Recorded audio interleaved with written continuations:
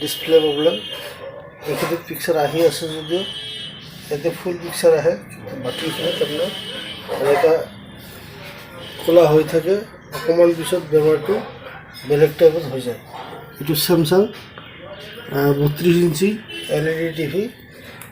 এইটো display problem হৈছে। এইটো মই ডিসপ্লেটো ভাল কৰাৰ কাৰণে চেষ্টা কৰিম, কেনেকৈ ভাল কৰিব পাৰি।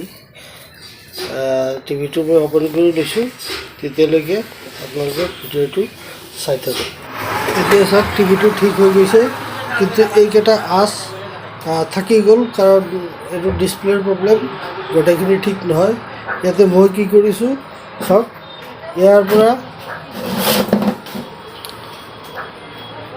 এইটো কভাৰ পৰা এইটো তার দেখিছেনে, এইটো তার VGS পইণ্ট, এইটো পইণ্ট লৈ মই ইয়াতে VGS পইণ্টতে এইটো চল্ডাৰ কৰিছোঁ। তো তাৰপিছত এইটো চাব, টিভিটো ঠিক হৈ গৈছে। এতিয়া শ্লাইড চাব পৰা হৈ গৈছে। এইখিনি আপোনাৰ থাকি গ'ল, আৰু এই কলা কলাবিলাক যি দেখিছে এইখিনি অলপ ব্লেকটোত লগাইছোঁ।